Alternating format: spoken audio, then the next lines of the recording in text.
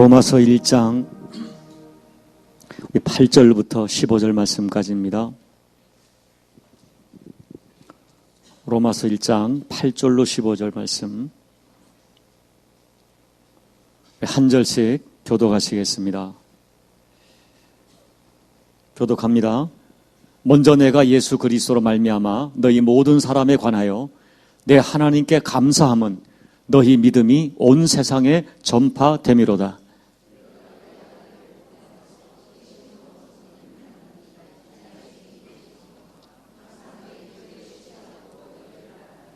어떻게 하든지 이제 하나님의 뜻 안에서 너희에게로 나아갈 좋은 길 얻기를 구하노라.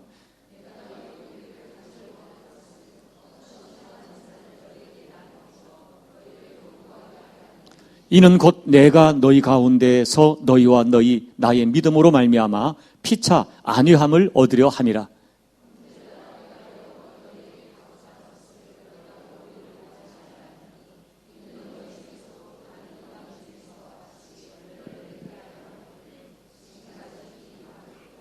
헬라인이나 야만인이나 지혜 있는 자나 어리석은 자에게 다 내가 빚진 자라.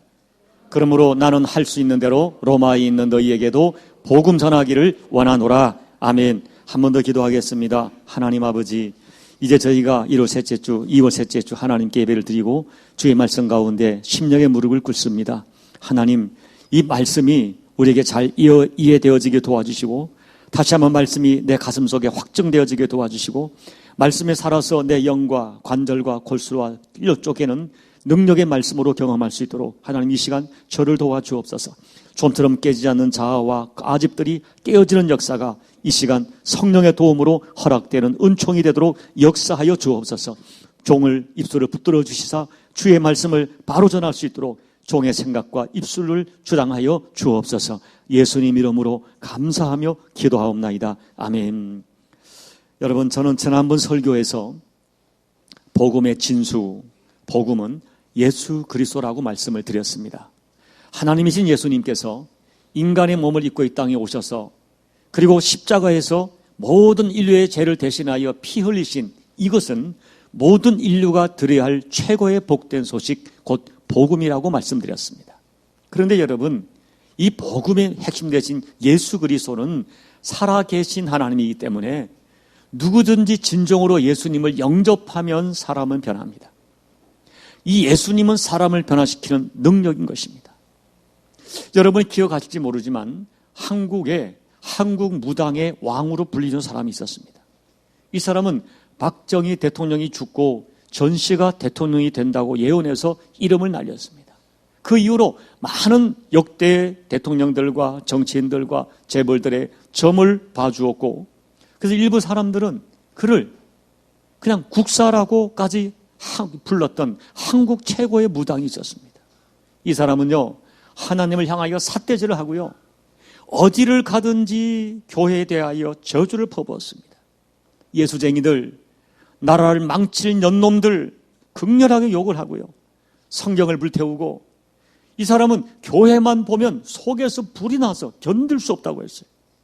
그래서 기독교 박멸을 일생일대의 사명으로 삼았던 누굽니까? 단군교 교주 학봉 대선사 김혜경 씨가 1993년 어느 날 강력한 하나님의 인도하심으로 그가 회개를 하고 예수 믿고 신학 가서 지금 목사가 되었습니다. 여러분, 사도행전 9장에 보면 예수 믿는 사람들에 대하여 살기가 일어나서 견딜 수 없어서 예수 믿는 사람들을 쳐 죽이려고 다메섹으로 가던 이 바울이 하늘의 음성을 듣습니다. 나는 네가 그렇게 핍박하는 예수라. 그 음성 앞에 무릎을 꿇고 인생이 변한 것입니다. 남은 평생을 그가 그토록 살기 등등하게 핍박하던 예수 위하여 인생을 살게 되는 바울의 회심을 우리는 알고 있습니다. 여러분, 이와 같이 김혜경 씨나 바울 같은 아주 특별한 회심의 경우도 있지만 대부분의 사람들은 이런 특별한 경험 없이 예수를 믿습니다. 그러나 여러분, 김혜경 씨나 바울같이 극적인 변화가 있는 사람이 있는가 하면 바나바처럼 보통 사람처럼 조용히 변화되는 사람이 있습니다. 그러나 중요한 것은 극적이든 조용하든 예수님 만나면 변한다는 것입니다. 오늘 본문에 그렇게 예수 만나 변화된 사람들의 이 모습이 기록되어 있습니다. 첫째는 복음 대신 예수님 만나면 나를 바라보는 시각이 대변화가 일어납니다.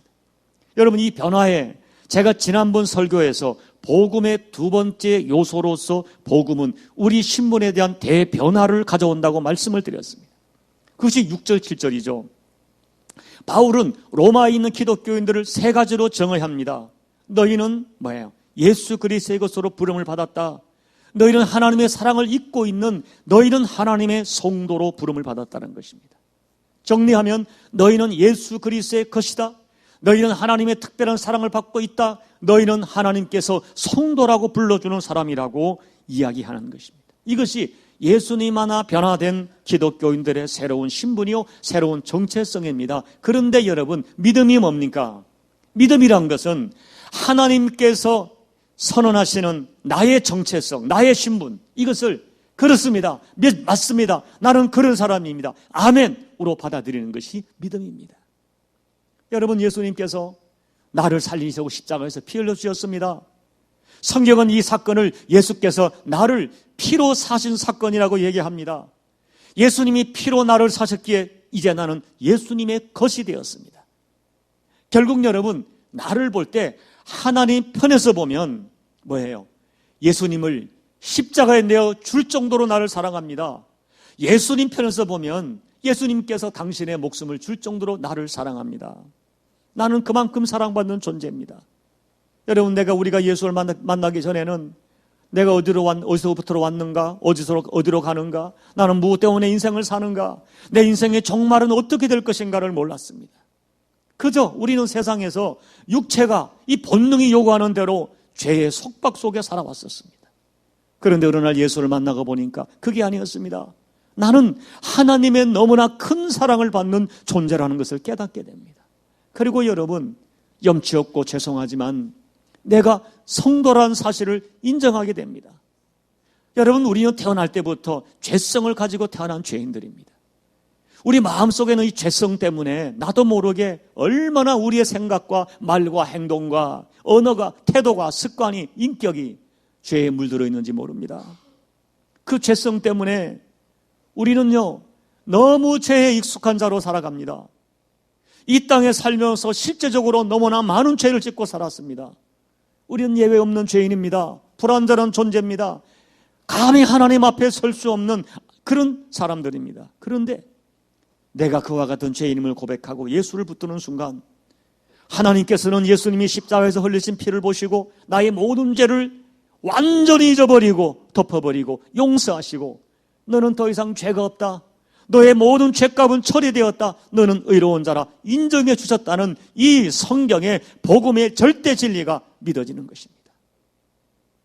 여러분, 내가 예수를 믿었지만 여전히 죄성이 없어진 것이 아닙니다. 내가 예수를 믿었지만 죄를 안 짓는 것이 아닙니다. 그런데도 하나님이신 예수님이 이 땅에 오셔서 나의 모든 죄값을 치르고 십자가에 피 흘려 주셨기에 이제 나는 죄 없는 자가 되었다. 이런 사람으로 하나님의 인정을 받게 된 것입니다.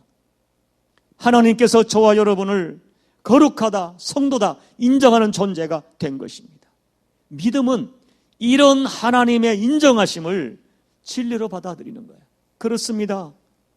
여전히 내가 죄 가운데 살고 있지만, 죄성이 나를 지배하고 있지만, 그래서 내가 때때로 죄를 짓고 넘어지기도 하지만, 이러한 나의 수준과 현상으로 나를 보지 않고 예수님의 십자가의 능력으로 나를 받아주시는 하나님의 선언을 받아들이는 것이 믿음입니다.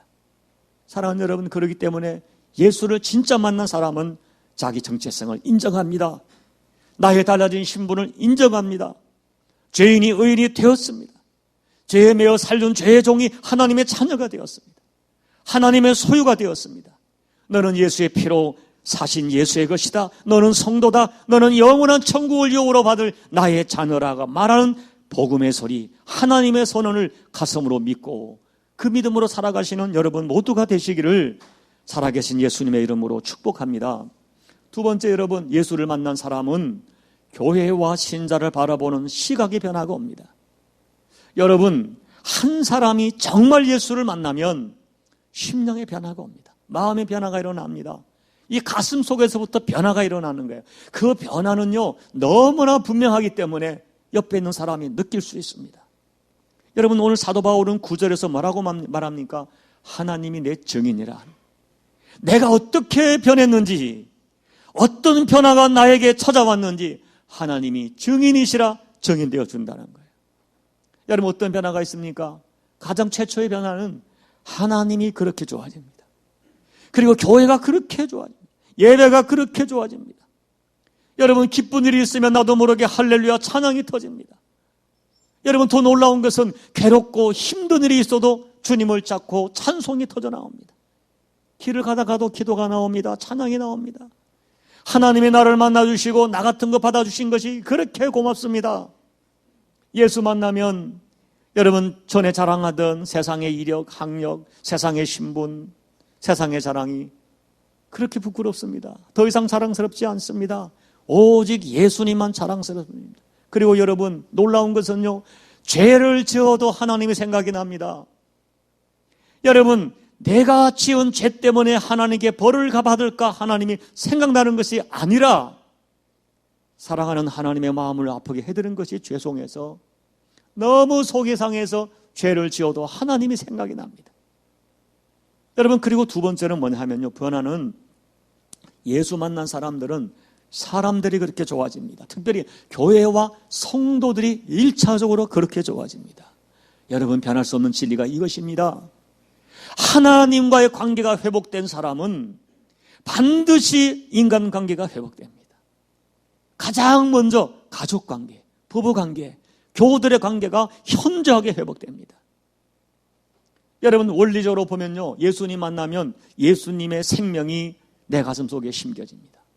그리고 약속대로 성령이 내 안에 들어오시죠. 그러면 내 가슴 속에 심겨진 예수님의 생명과 예수님의 사랑으로 교회를 보게 되고, 남편을 보게 되고, 아내를 보게 되고, 가족을 보게 되고, 교우들을 보게 되고, 사물을 보고, 환경을 보기 시작합니다. 여러분, 그때부터 어떤 변화가 있는지 아십니까? 사람을 지식으로 대하지 않고, 사람을 체면으로 대하지 않고, 입으로만 사랑하지 못합니다. 인간관계를 가슴으로 하고, 눈물로 하고, 진정으로, 정직한 영으로 하게 되는 것입니다. 여러분, 오늘 본문을 보십시오. 그런 바울의 마음이 잘 나타나 있습니다. 바울을 보세요. 여러분, 바울이 예수님 만나기 전에 어떤 사람이었습니까? 자기 잣대로, 자기 의로움으로 사람을 정죄하고 나의 의로움으로 사람을 죽였던 사람입니다. 그는 언제나 율법으로 사람을 판단하고 비판하고 정죄했습니다. 그러던 그가 하나님이 증인이 됐을 정도로 바뀌는데요, 오늘 본문을 기록할 당시 바울은 한 번도 로마 교회를 방문한 적이 없습니다. 로마에 있는 그리스도인들을 잘 알지 못합니다. 그런데 오늘 8절, 9절에 보면, 10절에, 11절에 보면 로마 교회와 교우들을 생각하면 감사가 나온다는 거예요. 그리고 뭐예요? 잘 알지도 못하는 로마 교인들을 위하여 기도가 되어지고, 그리고 11절에 보면 너희가 너무너무 간절하게 보고 싶다는 것입니다. 너희에게 달려가 내가 만난 예수를 너희들에게 증언하고 싶고 내게 있는 은사를 나누어 주고 싶다고 말하는 것입니다. 여러분, 한번 여러분을 평가해 보세요. 좀 이상한 일이 있습니다. 여러분, 교회가 없는 어떤 지역에 교회가 생겼다는 이야기를 들으면 그렇게 기쁠 수가 없습니다. 여러분이 알고 있던 어떤 예수 알지 못하는 사람이 어느 날 예수 믿게 되었다는 소식을 들으면 나도 모르게 할렐루야 감탄사가 나옵니다. 혹시 여러분 중에 좋아하지 않을 분이 계시겠지만 저도 별로 안 좋아했어요. 노태우 대통령 골수불고 신자였습니다. 그러던 그가 병상에서 예수 영접하고 세례받았다는 이야기를 들으니까 그렇게 마음이 기쁠 수가 없습니다. 왜 그렇습니까? 내가 예수께 속했듯 저들이 하나님께 속했고 결국 우리가 영으로 하나라는 사실을 내 영이 느끼기 때문입니다. 여러분, 당시의 로마는 너무나 열악한 지역이었습니다. 영적으로 황폐한 지역이었습니다. 그곳에 교회가 세워지고 어려운 핍박 가운데 저들의 믿음이 성장한다는 소식을 들을 때 바울은 하나님이 증인될 정도로 가슴이 벅차올랐던 것입니다.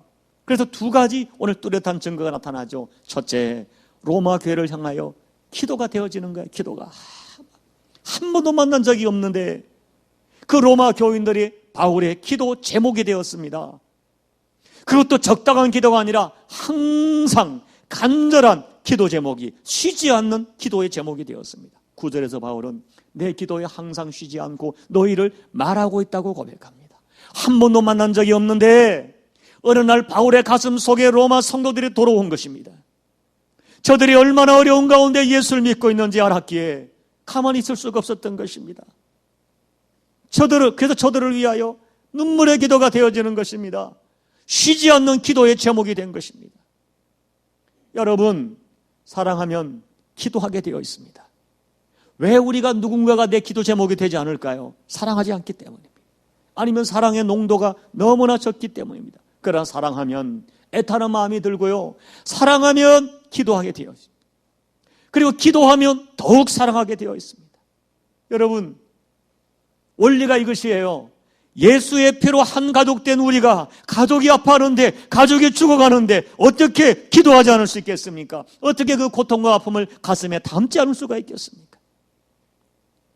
여러분, 당시 로마는 예수 믿는 자체가 고통이었습니다. 마침내 카타콤 지옥으로 쫓겨나 살아야 했습니다. 그렇게 예수를 믿고 있는 형제 자매들의 고통이 나의 고통이 되었던 것입니다. 그러나 지금 달려가서 도울 수가 없는 것입니다. 물질로 섬길 수가 없었습니다. 그러나 기도로는 섬길 수가 있었습니다. 그래서 항상 쉬지 않고 기도했던 것입니다.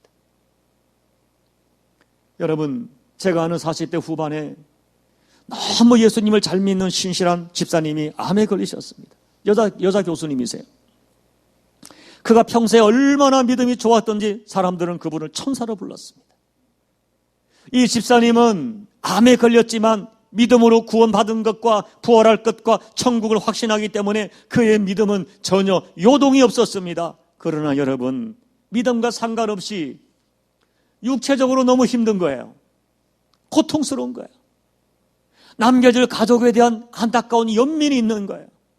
그리고 연약한 인간이기 때문에 불쑥불쑥 찾아오는 죽음에 대한 두려움이 실제적인 고통인 거예요. 누가 그분의 믿음을 의심하겠습니까? 그러나 믿음이 있지만 연약한 인간이기 때문에 그러할 때 성도들이 서로 위로하고 격려해 주는 것입니다. 내가 그 고통을 대신할 수 없지만 그를 위해 진심으로 기도해 줄 수 있는 것입니다. 그런데 여러분, 놀라운 일이 있습니다.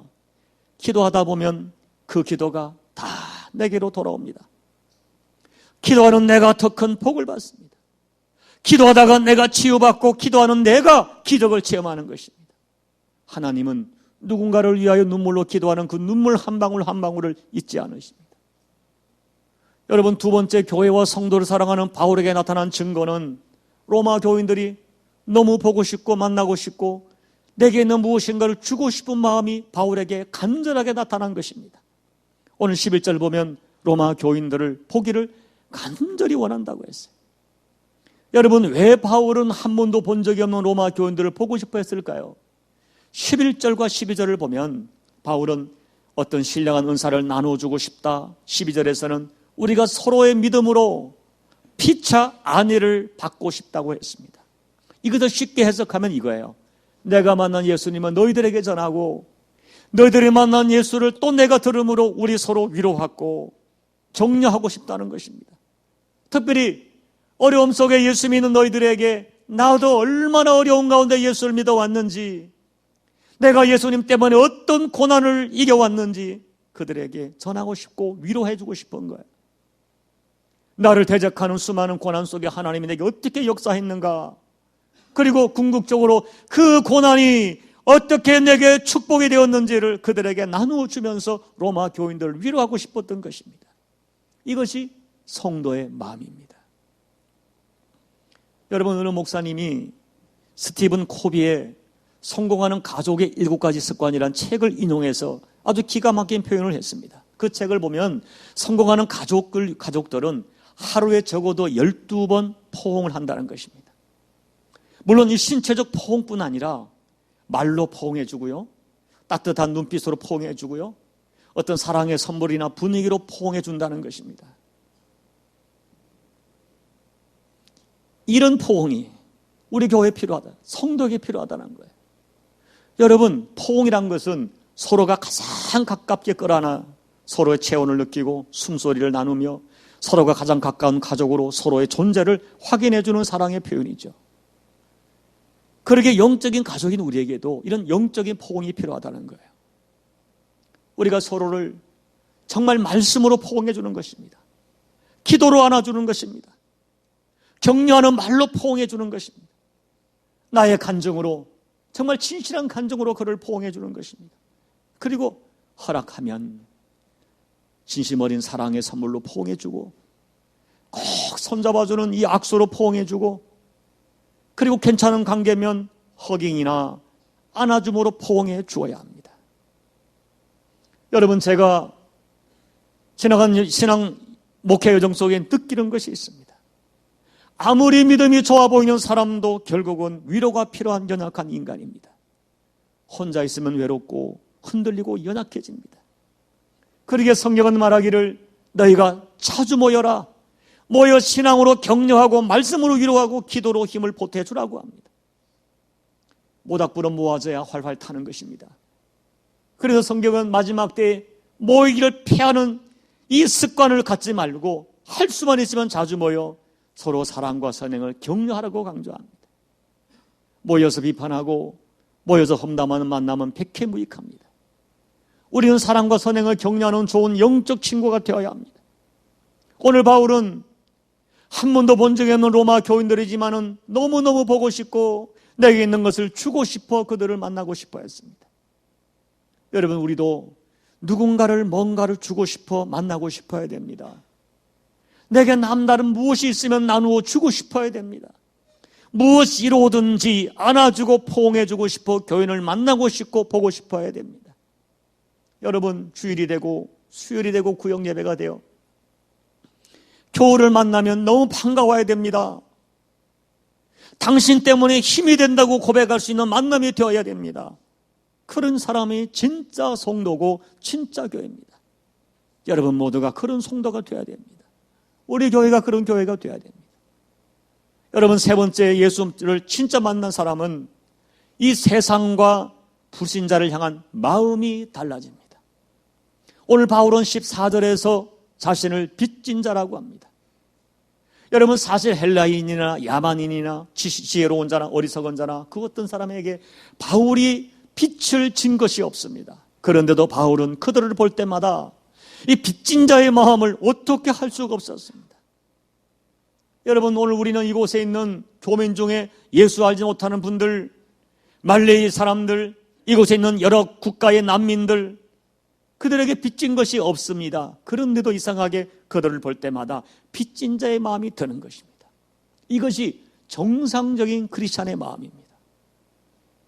여러분, 지난 우리 1월 둘째 주 우리 필리핀에 있는 우리 반정섭 선교사를 초청해서 우리가 한국 초기 역사를 들었습니다. 지금의 조국 교회가 세워지기까지 얼마나 많은 외국 선교사들이 피와 눈물과 생명을 이 땅에 뿌렸는지를 배웠습니다. 27살에 선교의 비전을 가지고 중국에 갔다가 중국에서 사랑하는 아내를 잃어버린 토마스 선교사, 그 아내를 잃어버린 그 상처가 가시기도 전에 중국 한 모퉁이에 조선이라는 작은 나라가 붙어 있는데 그 나라 백성들이 한 번도 복음을, 예수를 들어본 적이 없다는 소식을 들었습니다. 그때 마음이 격동된 토마스는 아내를 잃은 슬픔이 아직 남아있는 그대로 조선으로 향하는 미국 상선에 중국말로 된 성경책을 싣고 조선을 찾아왔습니다. 결국 대동강을 거슬러 올라가다가 그 배가 우리 관군에게 불살라짐을 당하고 토마스 선교사는 강변으로 끌려나와 목 베이는 순교를 하고 말았습니다. 그러나 마지막 죽는 순간에 자기 목을 치는 사람에게 성경을 주면서 이것을 읽어보라고 마지막으로 전도했습니다. 그 성경을 받아든 사람이 박충건이라는 사람인데 나중에 예수를 믿게 되고 그날에 있던 일들을 기록으로 남기게 되고 오늘날 장로에 해당하는 영수가 된 것입니다. 한국 교회는 토마스라는 젊은 목사의 피에 빛을 진 사람입니다. 그뿐이 아닙니다. 양화전에 가보십시오. 이 땅에 복음을 전하기 위하여 왔던 선교사들의 자녀들, 풍토병을 이기지 못하고 1살, 2살, 3살, 4살에 죽어간 어린 자녀들의 무수히 많은 무덤이 있고 죄명대로 살지 못하고 30대, 40대 젊은 나이에 세상을 떠난 선교사와 그 부인들의 죽음이 이 땅에 묻혀 있는 것입니다. 나에게 1000개의 목숨이 있다면 그 1000개의 목숨 전부를 조선을 위해 드리겠다는 선교사들의 거룩한 희생이기 때문에 오늘 우리와 조국 교회가 복음을 누리게 되었습니다. 오늘 조국 교회는 그들에게 대하여 복음의 거룩한 빛을 진 것입니다. 여러분, 성경을 보면 성경에 성도는 평생 4가지 빛을 잊어서는 안 된다고 가르칩니다. 첫째가 복음의 빛입니다. 예수님이 우리 대신에 십자가에서 갚아주신 핏값입니다. 내가 흘려야 할 피를 주님이 대신 흘려주셨습니다. 우리가 이것을 잊으면 하나님은 그 핏값을 너희에게서 찾겠다고 하십니다. 둘째는 사랑의 빛입니다. 로마서 13장에서 바울은 피차 사랑의 빛 외에는 아무 빛도 지지 말자. 우리는 사랑의 빛진 자입니다. 우리 민족을 위하여 수많은 선교사들에게 사랑의 빛을 줬습니다. 여러분, 개인적으로 여러분에게 복음을 전하기 위하여 누군가에게 사랑의 빛을 줬습니다. 그 빛을 갚아야 됩니다.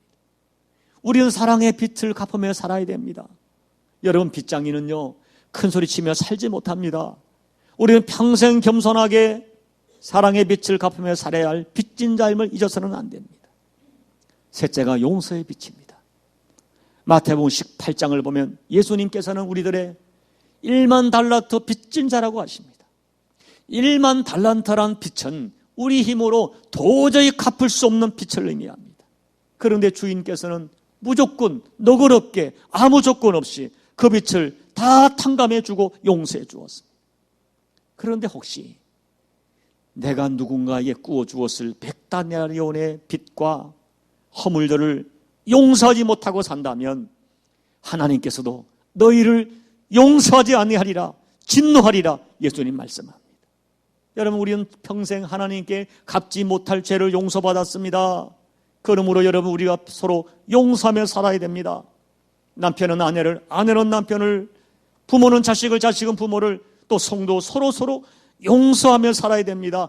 용서하지 못하는 굳은 마음을 회개의 눈물로 기경해야 됩니다. 넷째, 하나님의 특별한 은혜의 빛을 줬습니다. 여러분, 우리는 각자 남다른 달란트를 하나님이 주셨습니다. 어떤 사람에게는 아름답고 튼튼한 신체를 주셨습니다. 어떤 사람에게는 지혜와 지식을 주셨습니다. 어떤 사람에게는 물질을 얻는 물질에 대한 특별한 재능을 주셨습니다. 어떤 사람에게는 남들을 잘 위로하고 가르치는 달란트를 주셨습니다. 하나님은 그 달란트를 가지고 하나님 나라를 위하여 아름다운 이익을 남기라 하셨습니다. 그런데 여러분, 혹시 착각하여 이것이 내 것이라, 내 힘과 내 능력으로 이것을 얻었기에 이것을 내 것이라 오해하며 내 마음대로 그 달란트를 사용하면 반드시 하나님이 그 책임을 묻겠다고 하셨습니다. 여러분, 예수 믿는 사람은 알고 있습니다. 내 인생이 내 것이 아닙니다. 내가 가진 달란트가 내 것이 아닙니다.